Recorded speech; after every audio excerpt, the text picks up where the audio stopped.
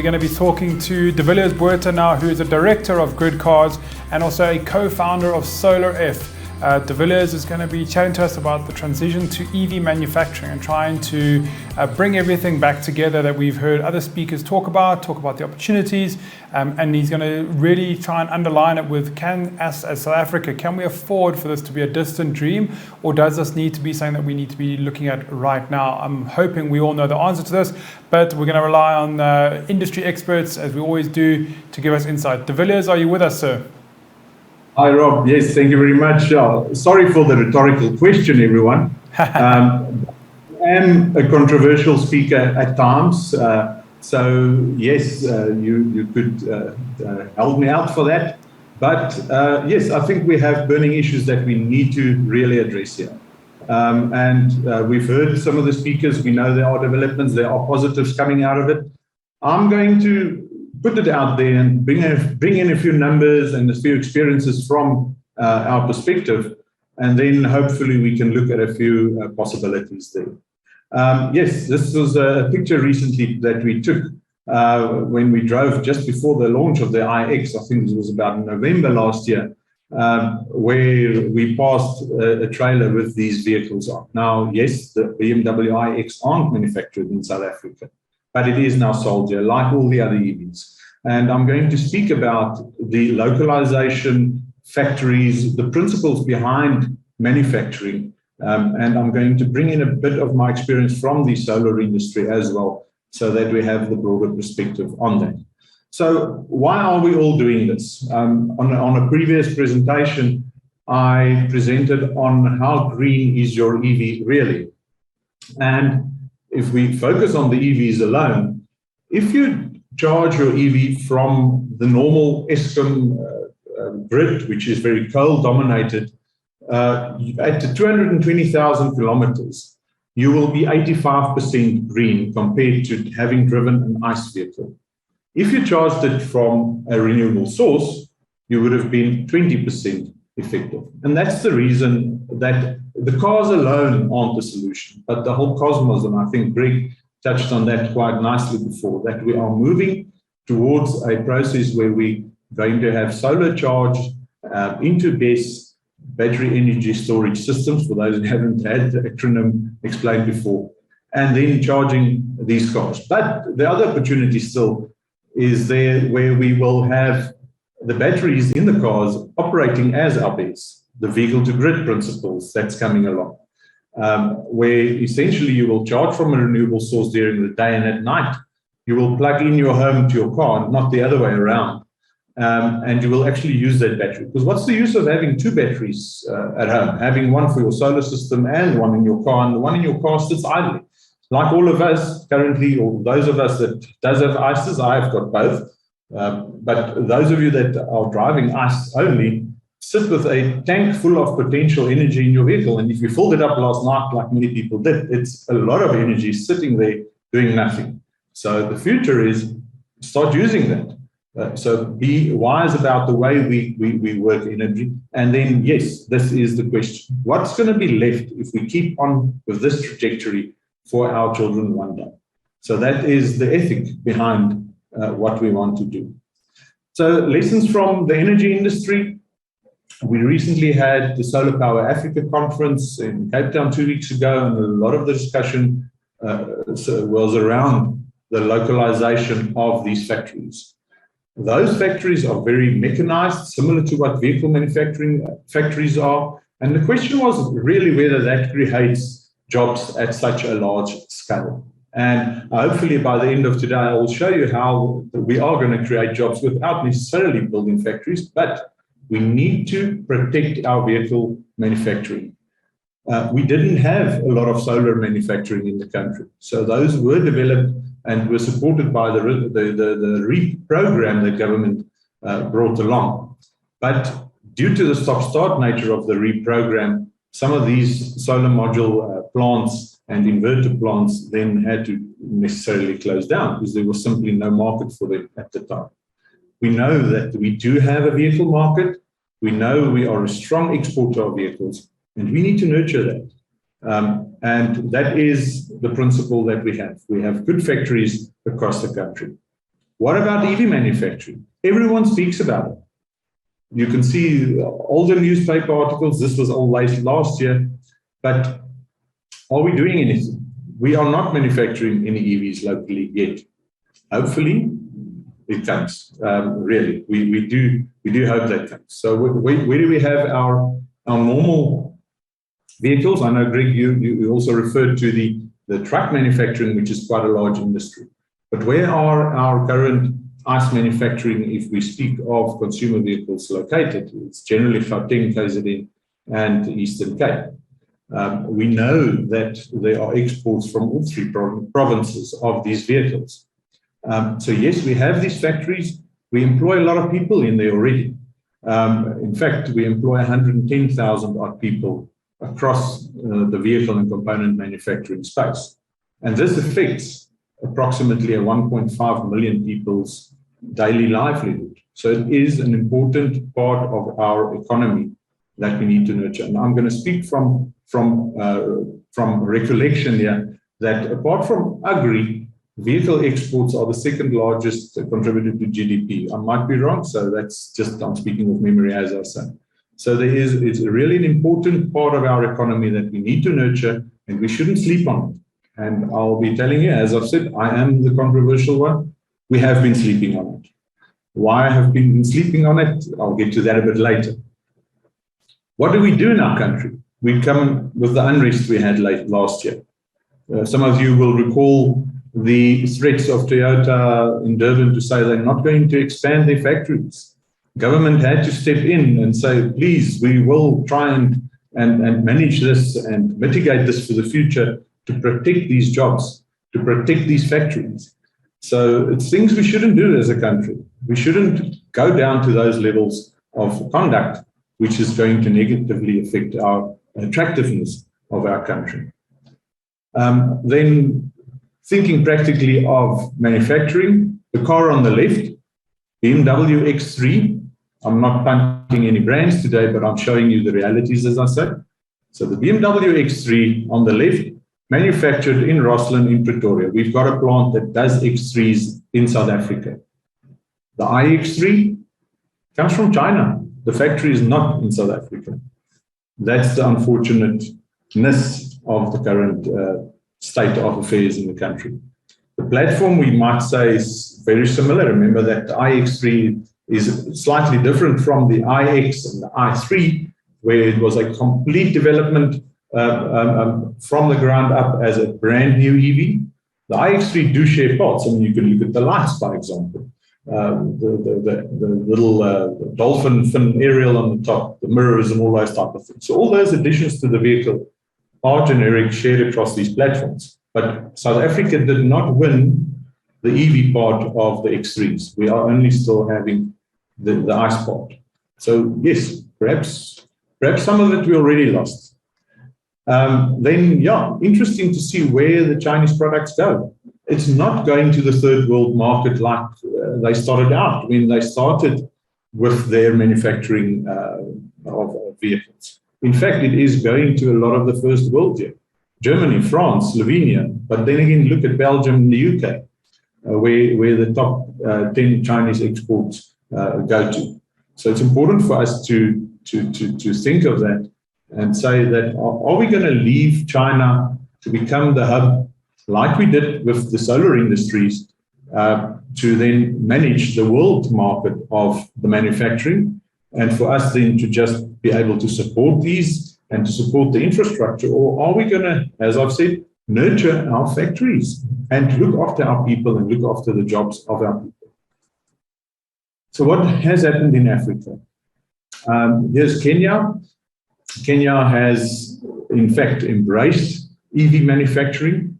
There's a big focus on building buses in Kenya already. There's quite a big network of electric buses operating inside Kenya. But what did Kenya do? In 2019 already, they lowered and reduced the import duty for fully electric vehicles. That's apart from the manufacturing. So the reduction of the taxes means you create volume, you make a market more attractive. And I know that's one of the principles that Philip has just mentioned in the previous. Government is working on it. My question is government working quick enough on that? And I've actually had a meeting this morning where someone commented that government is always quite slow to operate, and I disagree with that. The example sits in the whole management by our government of the COVID pandemic. Our government has shown us that within days, and sometimes within a single day, very good, proper regulations could have been issued regarding management of the COVID pandemic. Why can we not then also issue these same quick, proper, responsive regulations and legislation for something as important as an industry and protecting our jobs in the country? So Kenya, a success story. They never had vehicle manufacturing. They are manufacturing EVs. They're ahead of us. Ghana, the same. Ghana had no vehicle manufacturing industry. They're ahead of us. Think of Australia. Australia had vehicle manufacturing. Remember the old Holden brand, part of GM at the time? Australia doesn't manufacture any vehicles. Perhaps they slept. Should we also sleep the same way? So, yeah, that's perhaps the warning. Our colleagues in Africa are doing it.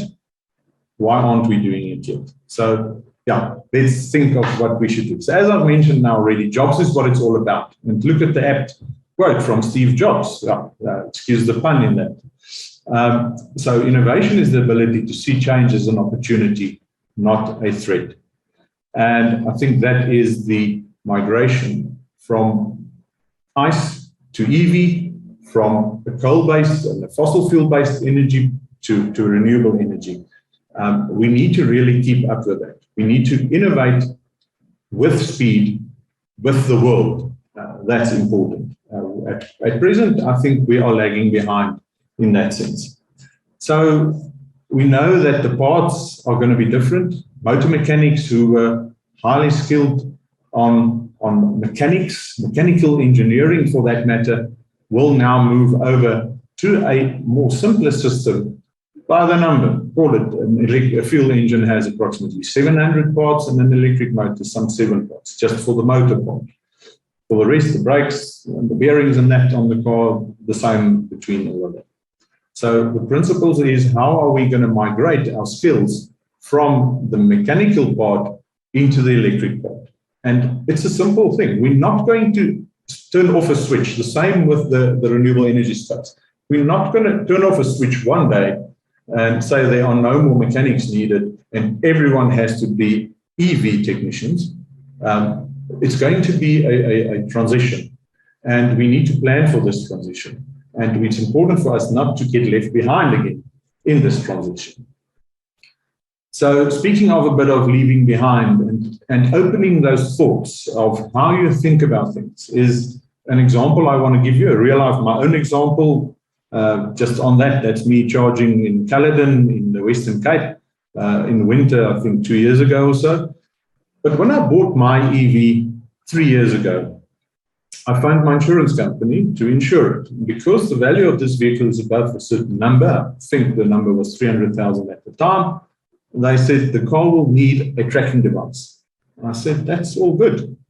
But my answer was, I want assurance that the person who's going to install the tracker, the electrical technician, is certified to work on a vehicle that has a high voltage battery.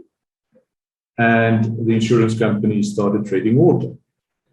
I said, and my second question is, how many EVs have been stolen in South Africa or hijacked for that matter? At that time, I'm not sure about the current stats. At that time, the insurance company realized that there was none. And they actually said they waived the requirement of a tracking device and without any load to the premium. So it's important to think of the way we're going to move.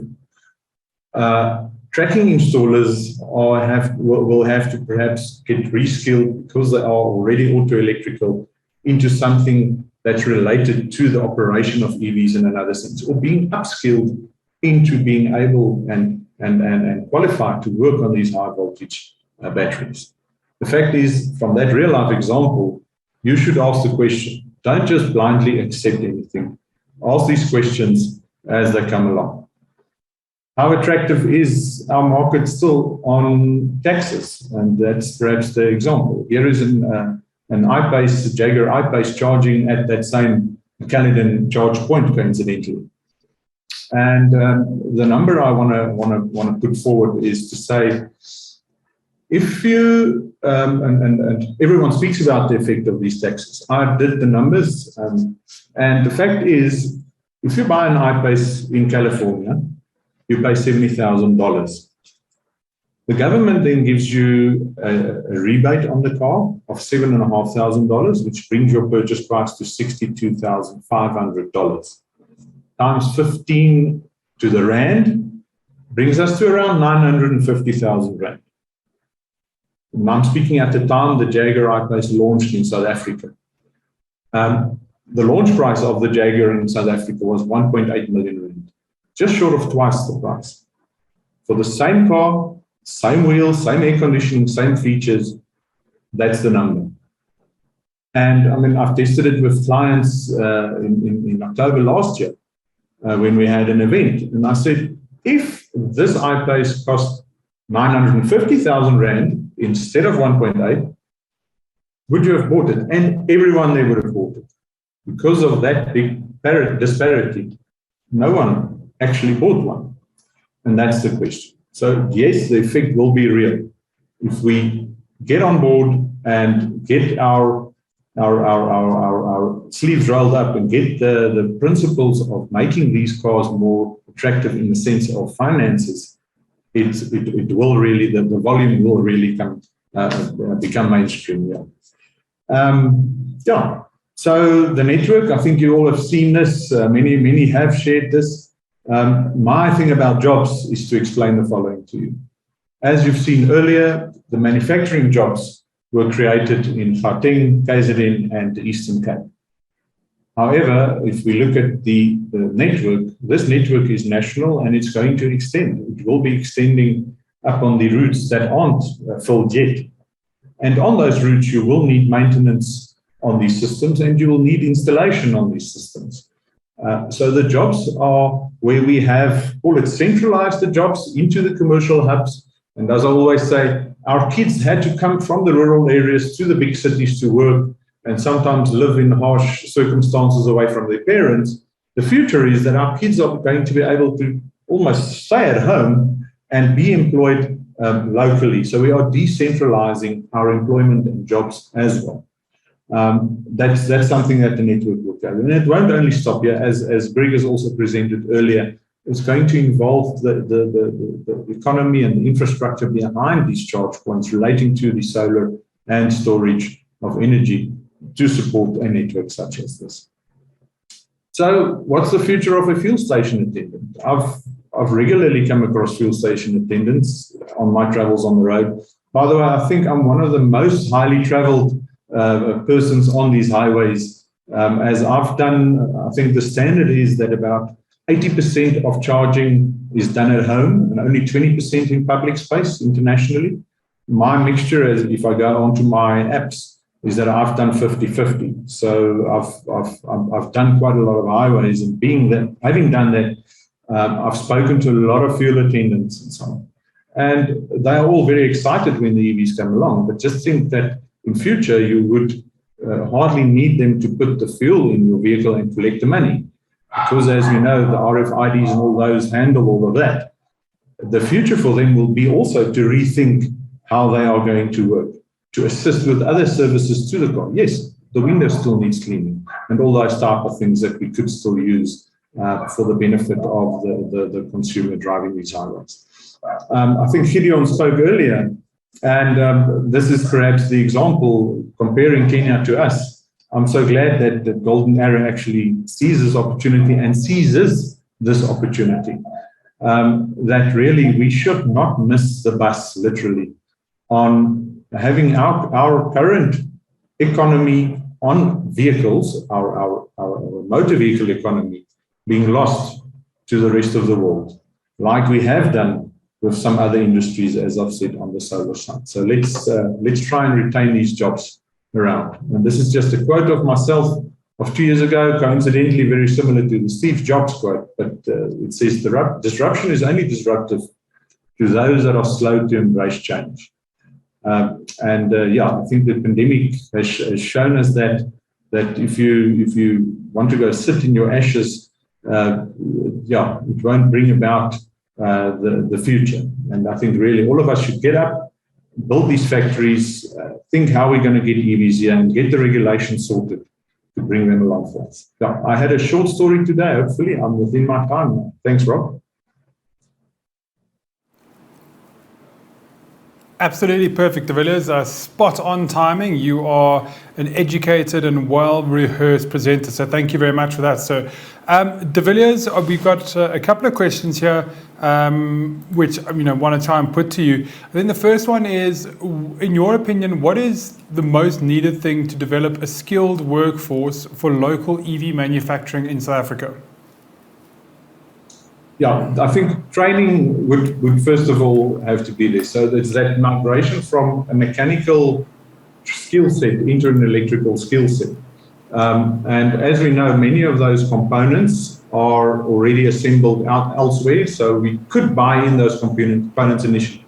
But as I think Greg has also pointed out earlier, it's not about only assembling the vehicles. It is about manufacturing all these support aspects that also, and support aspects, the parts that go into these vehicles. As we know, it's not only the large OEMs that build these cars. There are many suppliers sitting behind them, supplying the seats, supplying the alternators, supplying fuel tanks for the moment, spark plugs for that matter, that sits in other factories. And it is really getting those skills migrated into whatever the electrical vehicles would need. Fantastic. I think that's a great answer, and really helps us understand it. Now, obviously, from your side in GridCars, what do you believe is the one localization opportunity? Dare I say, what's the most lowest hanging fruit that you believe we could get? Yeah, if we think of GridCars, if we can get volumes of vehicles into the country. So I think, under correction, the cheapest vehicle is currently the Mini at around 620,000 Rand. If we can get our consumer vehicles here on a similar price point, like, let's use a brand name, a Toyota Corolla or a VW Polo, we know those are some of the highest volume cars in our market. The moment we can get an EV into that price range, it's going to naturally drive the additional adding of charge points, which is going to naturally drive the jobs created to procure and install and maintain these charge points. Fantastic. And organic. We don't need a subsidy. And remember, that's the important part, perhaps, which I haven't touched on. Industry is not asking a subsidy. Remember, California gives a subsidy.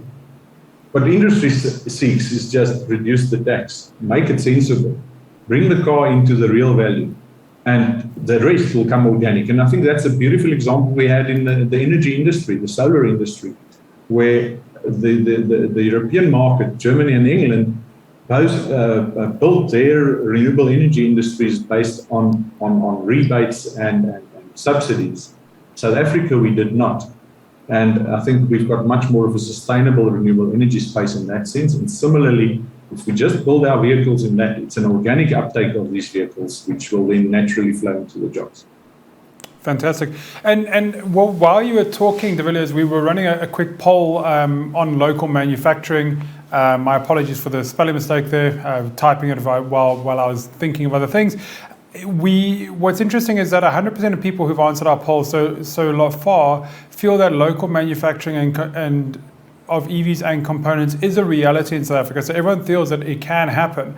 But the overwhelming response to say what single element do they believe will ensure that this actually is realized is a combination of government involvement and private sector investment. Would you kind of mirror that sentiment? Would you believe that there has to be a marriage of both government and private sector? Private sector can't do it just on the law on its own, and government, obviously also can't just do it on its own. There has to be a marriage of the two. Yeah, I think it's something we discussed across industries again. Sorry for me cross-referencing these industries, but technically they are related because it's all electrical. But the principle is that we said government should facilitate through regulation, make that enabling, and private sector will bring the factories and the jobs and the market there.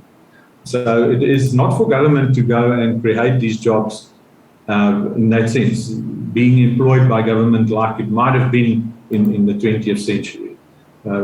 We just need government to make us attractive, make our country attractive through the regulation, through the tax regimes and the private sector will come.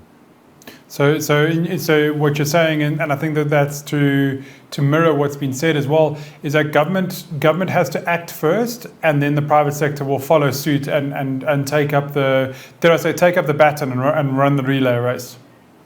Yeah, we've seen that with the recent moves in the energy space, the Schedule 2, the move from 1 to 100 megawatt, and the same in this instance. I think if we could say that a Mini, using my Jaguar example of earlier, if a Mini, which is a 4-seater, 5-seater vehicle, could come in at 400,000 Rand instead of 620, there's a lot more people that will be able to afford it simply, and the volume will be created. Fantastic. And I think that yeah. The government creating that. And that ties in with what our earlier speakers, people like George Minnie from Auto Trader, were saying, is that we need to get somehow below that price point to start getting mass adoption to really kick in. Yeah, true. Fantastic. DeVilliers, well, it's been an absolute pleasure having you online with us, sir. As always, as you mentioned, a little bit of we love a controversial speaker, and it's always great to hear your very kind of stark or sometimes very, very poignant assessments and giving us the facts as they were. So thank you very much for that, sir. Really, really appreciate that. Pleasure, and I hope I lit up the graveyard afternoon shift, although there's one colleague still left, so good luck to him. No, good luck to him, and thank you very much for your time, and we appreciate it. Thank you, DeVilliers.